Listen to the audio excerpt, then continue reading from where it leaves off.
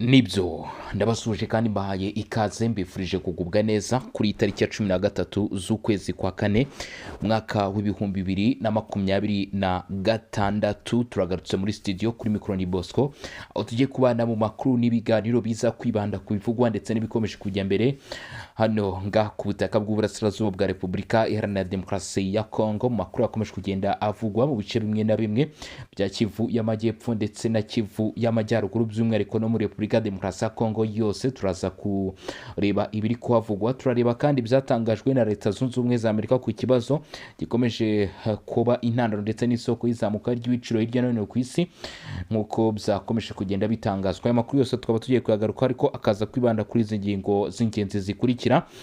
Umujyi wa Uvira watangiye kugaragaramo ibikorwa by'ubwicanyi nyuma y'uko abarwanya M23 n'imitwe bafatikanya batangije ibitero byo kwerekeza muri ibi bice. Naho kandi mu yandi makuru hategerejwe ibiganiro bigomba guhuza abarwanyi ba M23 n'urundi rwa leta ya Kinshasa, bigomba kubera Switzerland. Biteganyijwe ko bishobora kuza gutangira uyu munsi kuri tariki ya 13.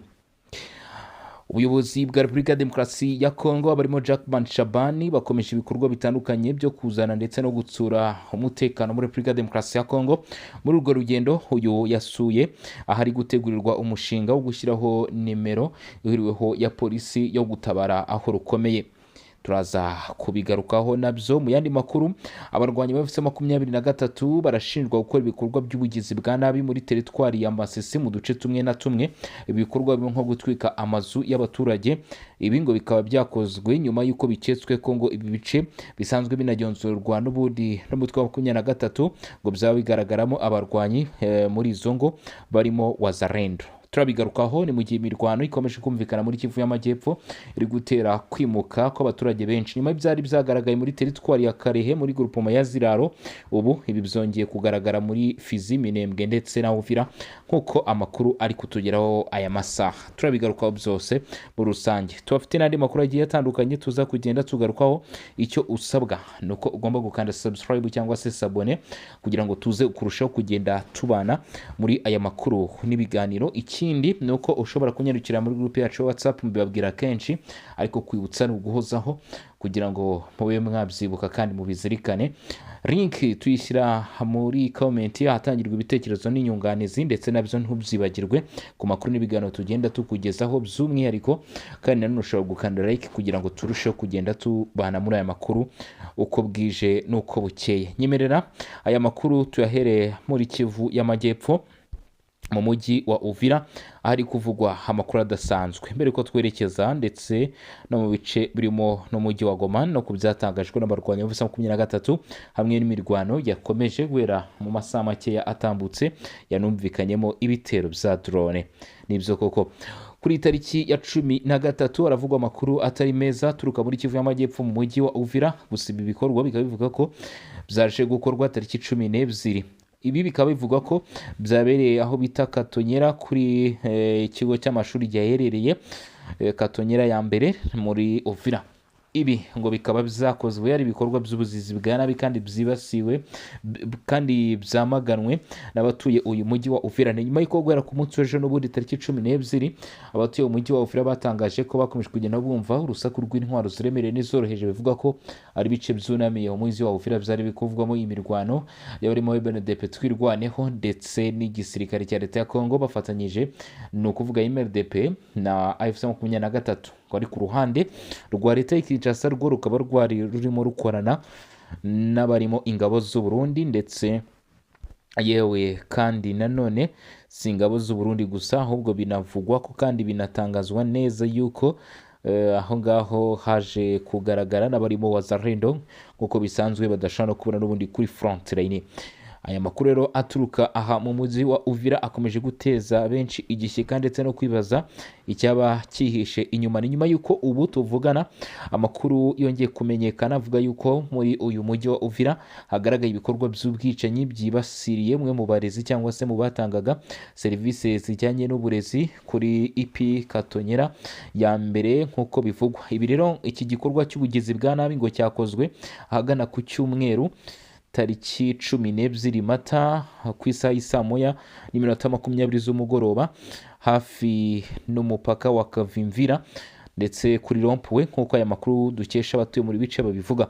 Ahangaha Kavimvira, iki gikorwa gikozwe hano Kavimvira nyuma y'uko bivugwa ko ku munsi w'ejo hari hageragejwe ibitero bigamije kwigarura iki gice n'abarwanyi ba M23 ahangaha Kavimvira ku mupaka uhuza Burundi na Repubulika ya Demokarasi ya Kongo n'agace bita Mulongwe, kuko byari bizatangajwe na bamwe mu bakurikirana kandi bagakora amakuru ku bijyanye n'ibibera mu duce dutandukanye two muri Repubulika ya Demokarasi ya Kongo bagaragara muri iki gihugu, ari nabo bari badufashije gukurikirana iby'aya makuru y'ibitero byari bizakomeje kugenda bivugwa hano muri Kivu y'Amajyepfo. Iki gikorwa cyakorewe hano kuri Road Point Kavimvira kikaba cyababaje benshi ku isaha y'isa moya rero n'iminota 22, bikavuga ko aribwo icyo gikorwa cyakozwe ku isaha nimugoroba. Abantu rero bakaba batangiye kubyamagana bavuga ko ibi bikorwa by'ubugizi bwa nabi bitaherukaga gukorwa, ndetse bibaza impamvu byaba byakozwe bakabihuza no kuba bishobora kuba bifite aho bihuriye cyangwa se bifitanye isano no kongera kugaba ibitero ko abarwanya ba M23, dore ko uruhande rwa leta ya Kinshasa rwagiye kenshi rubashinja ko bimwe mu bice baba bashaka kwigarurira babanza gutezamo ibirimo imvururu, umutekano muke ndetse n'umwiryane n'ibibazo bikomeye cyane nk'ibi ngibi bishobora kugeza ku mfu. Gusa uruhande rw'abarwanyi ba M23 kugeza ubwo twakoraga aya makuru ntabwo bari bigeze bemeza cyangwa se ngo bahakane iby'iyi nkuru ko baba bagize uruhare muri ibyo bikorwa by'ubugizi bwa nabi byakozwe hano kuri Road Point Kavimvira. Gusa icyakoze haracyategerejwe iperereza, dore ko umujyi wa Uvira ndetse n'ubuyobozi bw'aka gace by'umwihariko Kavimvira bwamenyeshejwe aya makuru. Inzego zishinzwe umutekano guhera ku nzego z'abaturage bo hasi bakaba basabwe kwitonda ndetse no kwitorera ibikorwa byo gukora iperereza mu rwego rwo kwirinda guhungabanya ibimenyetso kugira ngo icishe inyuma y'urupfu rw'uyu mwarimu wiciwe ahangaha rube rwamenyekana ikirwihisha inyuma. Ibi rero bikaba bije nyuma y'ibitero bikomeye cyane bizakomeje kugenda bivugwa muri Kivu y'Amajyepfo. Mbere ko dukubitira no ku yandi makuru, reka nkwerekeze Kivu y'Amajyaruguru, hari kuvugwa nanone ibikorwa by'ubugizi bwa nabi, dore ko muri iki gitondo ubona ko ariyo makuru aramutse yiganza hirya no hino mu bitangazamakuru ndetse no mu bahatanga amakuru. Ni muri Kivu y'Amajyaruguru kuko ni muri teritwari ya Masisi. Byatunguranye cyane kubona ibikorwa byahagaragaye muri iyi minsi. Ibikorwa rero byagaragaye aha muri Kivu y'Amajyaruguru bikaba byamaganywe na benshi, bavuga ko mu by'ukuri ari ibikorwa birimo ubugizi bwa nabi kandi n'ihohoterwa hamwe n'amahame yo kurenga ku burenganzira bw'ikiremwamuntu akaba atarimo kubahirizwa. Kuko aya makuru aturuka muri bice biravugwa ko ibi bikorwa byashinjijwe abarwanyi ba M23 ngo hakaba habayeho igikorwa cy'ubugizi bwa nabi aho hatwitswe inzu zirenga 100 Rukweti ndetse na Masisi, Prito Rukweti muri teritwari ya Masisi. Ibikorwa byakorewe hanga muri aka gace ka Rukweti muri teritwari ya Masisi birashinjwa bamwe mu bagize itsinda ry'umutwe wa M23. Nubwo byakozwe gutyo bikaba bivugwa yuko mu by'ukuri ubwo izi nyeshyamba zaguraga ibi bikorwa ngo zaba zatekerezaga yuko izo nyubako zaba zikambikiye kandi zigacumbikira abarimo abarwanyi ba Wazalendo. Ni mu gace ka Rukweti gaherereye mu majyaruguru burasirazuba bw'akarere ka Masisi cyangwa se teritwari ya Masisi mu ntara Kivu y'Amajyaruguru muri Repubulika ya Demokarasi ya Kongo. Humvikanye ibikorwa by'urugomo byasize abaturage mu kaga. Ibi bikorwa bikaba byaratangiye kuwa gatandatu tariki 11 Mata, aho inzu zisaga 100 zatwitswe n'abarwanyi mu twa M23 nk'uko bivugwa n'abatuye muri aka gace ka Rukweti n'amakuru aturukayo. Amakuru atangwa n'abaturage n'abayobozi gakondo bo muri aka gace avuga ko icyo gikorwa cyangwa se ibyo bikorwa muri rusange byangije byinshi kandi byakozwe n'inyeshyamba aho zivuga ko zashakaga kurwanya abarwanyi ba Wazalendo bakekagwaho kwihisha mu ngo z'abaturage, ari nazo zahuye n'iryo sanganya ry'umuriro watangijwe n'aba barwanyi. Abatuye aho bagaragaza ko urusaku rw'amasasu y'intwaro ziremereye n'izoroheje rwongeye kumvikana kuva mu gitondo cyo kuri iki cyumweru mu bice bitandukanye bya Rukweti, bikaba byarateye n'imirwano yahuje impande zombi.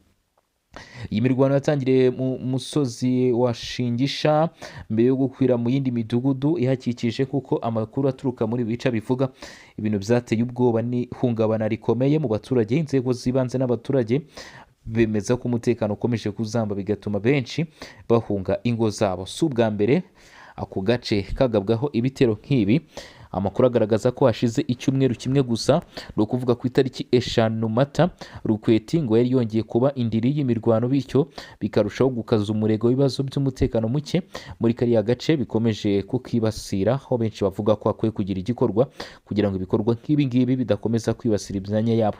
Ibitero bikomeje kurushaho kongera ubukana bw'ibibazo by'ubutabazi mu gihe aka gace gasanzwe karahungiyemo ibihumbi by'abakuwe mu byabo n'intambara. Abaturage benshi babayeho mu buzima bugoye budafite aho kuba, ibiribwa bihagije, ubuvuzi. Bitewe n'uko umubare w'abahungiye muri ibi bice ari mwinshi, hagaragara ubucucike bw'abaturage benshi, byakomeje kugenda bitera ibibazo bikomeye cyane n'indwara zituruka ku isuku nke. Byongeye kandi ibikorwa by'ubukungu n'imibereho myiza y'abaturage byarahagaze, aho amashuri nayo yahungabanyijwe bikomeye. Ibi bishyira ubuzima bw'abaturage mu kaga, cyane cyane abarimo abana n'abagore. Abasesenguzi bemeza ko hakenewe ingamba zihutirwa zo kugarura amahoro n'umutekano muri Masisi ndetse no mu burasirazuba bwa Repubulika ya Demokarasi ya Kongo muri rusange, kugira ngo ubuzima bw'abaturage busubire mu buryo no kugabanya ingaruka z'iki kibazo gikomeje gufata indi ntera hano ku butaka bw'uburasirazuba bwa Repubulika ya Demokarasi ya Kongo. Benshi rero bakaba bamaganye iki gikorwa. Gusa amakuru avuga ko nyuma y'uko ibyo bikorwa byakozwe, hagaragaye imirwano, byakurikiwe n'imirwano ikomeye cyane yaje gutuma abaturage bakangana n'abagira ubwoba, nyuma y'uko hari harahungiye abaturage benshi bibaza niba bashaka kubona aho bagiye kuhava, nyuma y'uko bari baratekereje ko ariho hari amahoro. Bakavuga ko kuri inshuro bishobora kubagora kongera kubona aho kwegeka umusaya baramutse birukanwe muri ibi bice n'ibibazo by'umutekano muke nk'uko byakomeje kugenda bihagaragara. Bakaba basabye rero inzego z'ubuyobozi bwa FC23 ndetse n'inzego za leta kugerageza gukora ibishoboka byose kugira ngo ubuzima bw'abaturage bukomeze kugenda busugira. Ibi babivuze mu gihe bimwe mu bice bigiye bitandukanye n'ubundi bya muri Repubulika ya Demokarasi ya Kongo biri kuvugwamo imirwano ikaze yakomeje kugenda yibasira uduce tumwe na tumwe, nko muri Kivu y'Amajyepfo haravugwa imirwano muri Karingi ndetse n'ahandi nka Murongwe, Kavimvira, Sange, ndetse kugeza kuri ubu ngubu amakuru yandi aturukayo yavuze yuko ibice birimo Miko, Gakenke byibasiriwe n'imirwano ikomeye cyane. Ubwo ni muri Kivu y'Amajyepfo. N'imirwano rero iri guhuza uruhande rwa Leta ya Repubulika ya Demokarasi ya Kongo ndetse n'abarwanya ba FC23, nubwo ibi bitero bikomeje kuba bituruka ku mpande zombi nk'uko amakuru aturuka mu bice bitandukanye bigaragaza, nubwo hakomeje kugenda baho kwitana ba mwana. Iyi mirwano irimo kuba mu gihe hari hategerejwe ibiganiro byagombaga guhuza intumwa z'umutwe wa FC23 ndetse n'uruhande rwa Leta ya Kinshasa, byari biteganyijwe kubera mu Busuwisi cyangwa se Switzerland kuri uyu wa 13. Gusa nta kirahinduka ndetse nta n'itangazo rirasohoka risobanura ko iyi gahunda y'ibiganiro yaba yasubitswe. Ubwo akaba hategerejwe amakuru kuza kumenya niba ibi biganiro byakomeje nyuma y'igihe giciyeho bihagaritswe, bishobora kuza kuba byasubukurwa. Gusa icyakoza nyuma y'ibirimo amasezerano yari yafashwe yo guhagarika imirwano meza biratambutse, bivuga ko bitigeze byubahirizwa ndetse bishobora gutambamira cyangwa se kongera gutangiza bundi bushya ibi biganiro, aho abenshi bavuga ko ibi biganiro bisa nk'ibigenda n'ubundi bisubira inyuma, bikagorana gutanga umusaruro byari byitezweho. Ibi rero biravugwa ko mu by'ukuri no kuba bigiye guhindurwa bikavanwa muri Qatar, Doha muri Qatar, ndetse bikerekezwa mu Busuwisi. Mu by'ukuri bishobora nanone gukoma mu nkokora intego yabyo ndetse n'imbaraga byari bifite mu gihe byaba bihinduriwe bikajyanwa muri Switzerland. Nyamara bivuga ko Qatar yashyiraga inkunga nyinshi ishoboka kugira ngo ibiganiro bibeho, aho yayishyakamo nk'umuhuza. Gusa kugeza kuri ubu ngubu biravuga ko mu gihe Qatar yaba ivuye muri ibi biganiro bishobora gutera ikibazo gikomeye cyane muri ibi biganiro, bishobora no kuba bzacika intege kurusha uko byari bisanzwe bimeze, nubwo bamwe n'ubundi batangiye kuvuga ko ibi biganiro kibiha amahirwe yo kuba mu by'ukuri byateza ingaruka zikomeye cyane nyine ku bijyanye no guhagarika imirwano ku butaka bw'uburasirazuba bwa Kongo, dore ko n'umwanzuro wari uherutse gufatirwamo wo guhagarika imirwano wari umaze igihe kinini cyane utubahirizwa, kugeza no ku munsi birimo guteganywa yuko ibiganiro bishobora kongera kuza gusubukurwa, dore yuko kuri iyi tariki ya 13 aribwo biteganyijwe ko bishobora kuza kongera gusubukurwa. Ni ibikirimo guteganywa ntabwo biremezwa neza niba koko ibiganiro biri buze kuba, gusa icyakoze nibiramuka bibaye biramenyekana turaza kubabwira uko byagenze.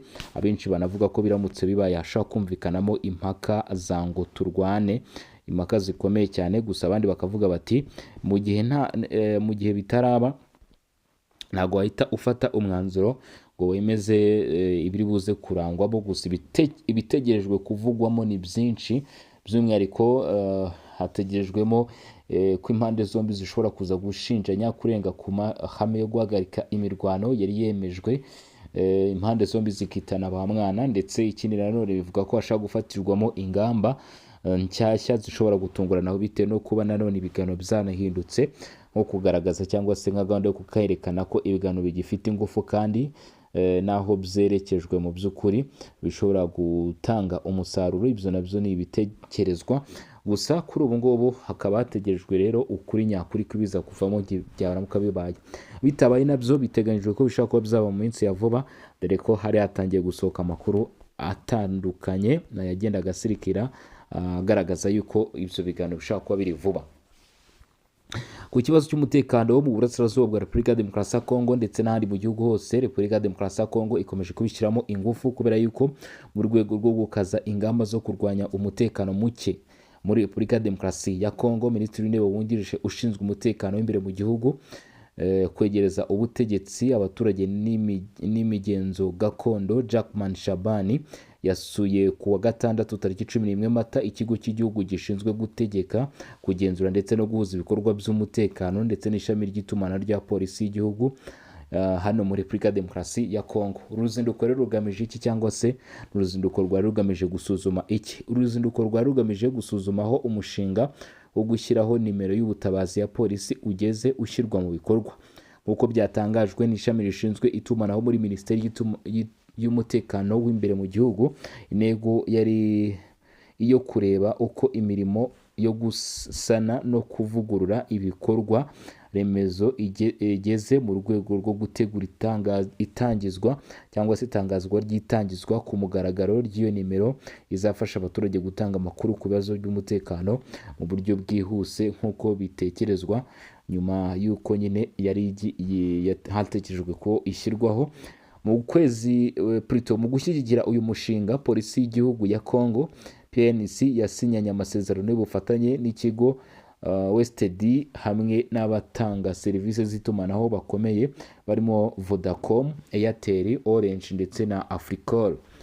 Aya masezerano agamije kunoza ihuzabikorwa ndetse no gutuma gahunda y'itumanaho ikora neza, bityo ubutabazi bukwihutishwa. Umujyi wa Kinshasa niwo wahiswemo nk'icyitegererezo mu itangizwa ry'iyi gahunda, aho sitasiyo zose za polisi zo muri uwo mujyi zizayigiramo uruhare. Biteganyijwe ko izafasha kongera ubushobozi bw'inzego z'umutekano mu guhangana n'ubugizi bwa nabi n'ubujura bumaze iminsi bwiyongera muri uwo murwa mukuru wa Repubulika ya Demokarasi ya Kongo.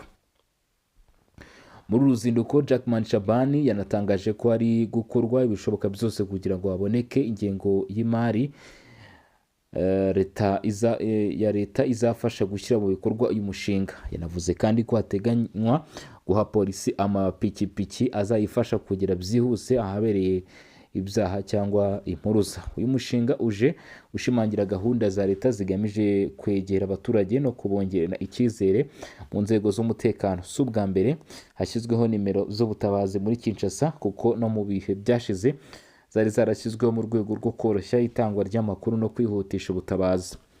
Ishyirwa mu bikorwa ry'iyi nimero yihariye ritegerejweho gutanga umusanzu ukomeye mu guca burundu ikibazo cy'umutekano muke no guteza imbere ituze rusange mu murwa mukuru wa Repubulika ya Demokarasi ya Kongo ndetse no mu gihugu muri rusange, nk'uko inyandiko zisobanura cyangwa se zagize icyo zivuga kuri ibyo bikorwa, nk'uko amakuru yarushijeho kugenda abigaragaza cyangwa se abyerekana ku bikomeje kugenda bivugwa cyangwa se ku biri kugenda bitangazwa kuri uwo mushinga urimo urashyirwa mu bikorwa, wongeye gutekerezwa n'abatuye iki gihugu cya Repubulika ya Demokarasi ya Kongo.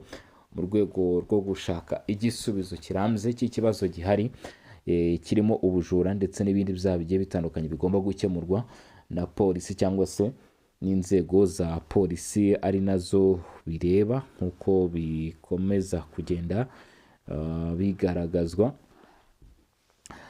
Mu makuru yandi tugiye kuba twagarukaho, birakomeye cyane kuri ubu ngubu ibya Iran ndetse na Leta Zunze Ubumwe za Amerika. Perezida Donald Trump yatangaje ko Amerika ishobora guhagarika inzira y'umuhora wa Hormuz. Iran ariko nayo ntabwo yaripfanye, ahubwo iki gihugu nacyo cyahise kivuga ko Amerika iramutse igerageje icyo gikorwa bishobora kuba byayigendekera nabi, aho Iran yahise itegura kwihorera by'ako kanya. Ni nyuma y'ibiganiro byari byakomeje kugenda biba, byari byahuje impande zombi, aho byatekerezwaga ko guhura kw'impande zombi kwaba kugiye gutuma imirwano ihagarara. Gusa Iran iravuga ko ifite umupaka ndetse kandi uyu mupaka uri mu maboko wayo kugeza igihe cyose gishoboka, aho Iran yateguje akaga gakomeye cyane ku bihugu nka Leta Zunze Ubumwe za Amerika ndetse n'ibindi bikomeje gushyigikira iki gihugu. Naho kandi Perezida Donald Trump nawe yisize insenda agaragaza ko nta kindi kintu gishobora gukorwa mu gihe uyu muhoro utarafungurwa. Ni mu gihe bivuga ko iki gihugu cyanohereje amato akomeye cyane agomba kwifashishwa rero mu bijyanye no kongera mu by'ukuri ubukungu bw'igihugu ndetse n'umutekano, nk'uko aya makuru yaje kurushaho kugenda abigaragaza. Kambashimire babwire ni murakoze cyane kudukurikirana. Turaza gusubira mu masaha ari imbere, nabwo turaza kuba dusuzuma ibiraba bigezweho. Kuri mikoro na Bosco in region info.